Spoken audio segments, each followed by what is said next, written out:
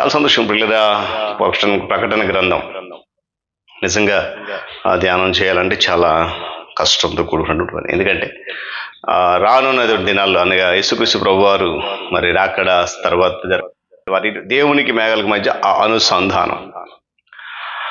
మేఘములో ఆయన పాదధూళిగా ఉన్నాయి అన్నాడు నహూము భక్తుడు. మేఘం అనేది పిల్లరా దేవుని సన్నిధికి సూచనగా ఉంది. దేవుడు తిరిగి రాబోతున్నప్పుడు తన తేజస్సుతో మన దగ్గరకు రాడు, మనలను సమీపించడు. అదేంటి పాస్టర్ గారండి మీరు అలా చెప్తున్నారేంటి? దేవుడు వస్తాడు కదా, సమీపిస్తాడు కదా. అవును, అయితే ఆయన తేజస్సు కాదు, ఆయన మేఘముల నడుమ మన దగ్గరికి వస్తాడు. హల్లెలూయా. అందుకే మాట మేఘారూరుడై మేఘాల మీద ఆసీనుడై మన దగ్గరికి ఆయన రాబోతూ ఉన్నాడు.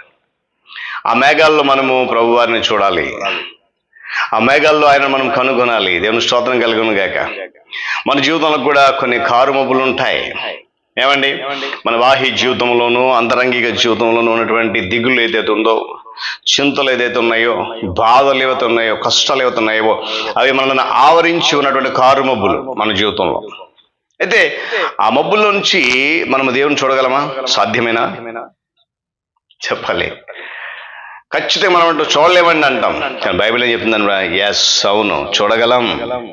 ఎందుకంటే ఆ కారు మబ్బుల్లోనే మన విశ్వాసముతో నడవాలని పరిశుద్ధాత్మ దేవుడు మనకు బోధిస్తున్నాడు. దిగుళ్ళు, బాధలు, చింతలని మబ్బులు మన జీవితంలో లేకపోతే బహుశా మనలో విశ్వాసం ఉండదేమో. ఈ కారు మబ్బులను మన జీవితంలో ఉండాలి. ఆ కారు మబ్బుల్లోనే విశ్వాసంతో మనం దేవుని దగ్గర నడవాలి. వస్తున్న మేఘాల్లో ఆయనను మనము చూడగలగాలి. దేవుని స్తోత్రం కలుగును గాక. అది దేవుని యొక్క ప్రణాళిక. చూడండి, మనము శ్రమల ద్వారా మాత్రమే దేవుడు మనకు బోధిస్తాడని చెప్పడం సరికాదు. ఏమాత్రం కూడా ఉండొచ్చు, శ్రమల ద్వారా కూడా కొన్నిసార్లు దేవుడు మనకి హెచ్చరికలు పంపించు, కానీ అది మాత్రమే అని చెప్పడం అనేది సరికాదు. అయితే కష్టం అనే ప్రతి మబ్బులో కూడా మనకు ఆయన మార్గం కనబడుతుంది. మనలో ఉన్నటువంటి కొన్ని అలవాట్లను మనం వదిలిపెట్టాలని చెప్పి దేవుడు కోరుకుంటూ ఉన్నాడు.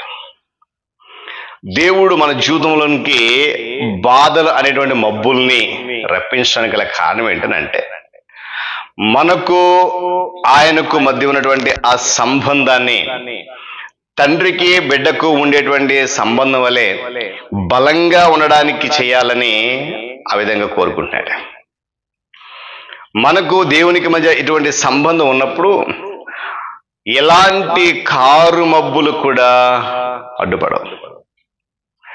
ఆయనకు మనకు మధ్య సంబంధం బలమైనదిగా స్థిరపరచబడినప్పుడు, ఆయనకు మనకు మధ్య సంబంధము ఏమని గట్టిగా ఉన్నప్పుడు, ఆయన మేఘాల్లో వచ్చినప్పుడు ఆయన చూడడానికి మన జీవితంలో ఏ కారు మబ్బులు కూడా అడ్డు రావు. స్పష్టంగా ఆయన మనం చూడగలుగుతాం. దేవుని స్తోత్రం కలుగును గాక. వీళ్ళు గమనించండి, మనకు దేవునితో ఇలాంటి సంబంధం ఉందా? అలాంటి సంబంధం మనం కలిగి ఉన్నాం. ఈరోజు లూకాసు వార్త 9:34 ఒక మాట ఉంటుంది. వారు ఆ మేఘములో ప్రవేశించినప్పుడు శిష్యులు భయపడిరి అని.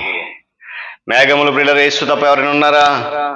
ఎవరు లేరు. వారు వెంటనే చుట్టూ చూశారు. చూసినప్పుడు తమ యొద్ద యేసు ప్రభు వారు తప్ప మరి ఎవరు వారికి కనబడలే. కాబట్టి ఒక దేశంలో గమనించండి, నీ జీవితంలో ఎలాంటి కారు మబ్బులు కమ్ముకుని ఉన్నాయి? బాధల, చింతల, దిగుళ్ళ, వేదనల, శ్రమల ఆ కారు మబ్బుల్లోనే విశ్వాసంతో నడవాలి. ఆ కారు మబ్బుల్లోని విశ్వాసంతో దేవుని వైపు చూడగలగాలి. మేఘారూరుడై నీ కొరకు వస్తున్నటువంటి యేసును చూడగలగాలి. నేను ఒక వాక్యం ఉదయకాల సమయంలో బోధిస్తున్న మాట అది మనందరికీ. కాబట్టి ఉదయకాల సమయంలో పిల్లరా, ఈ మాటను బట్టి దేవుడు యేసు ప్రభు వారు తండ్రి అయిన దేవునికి లోబడి ఆయన చిత్తానుసారంగా చేసి మరలా తిరిగి మేఘారూరుడై ప్రధాన దూత శబ్దాలతోనూ ఏమంటే రాబోతున్నాడు ఆయన మన కొరకు. ఆ మేఘాల్లో మనం ఆయన చూడగలాలి. చూస్తున్నావా?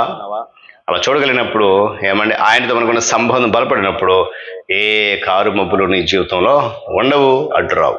అంటే కృప పరిశుద్ధాత్మ దేవుడు దయచేసి మేఘారుడై వస్తున్నటువంటి యేసును చూడడానికి సహాయాన్ని గ్రహించను కాక. ప్రార్థన చేద్దాం. ప్రేమగల మా తండ్రి వందనాలు.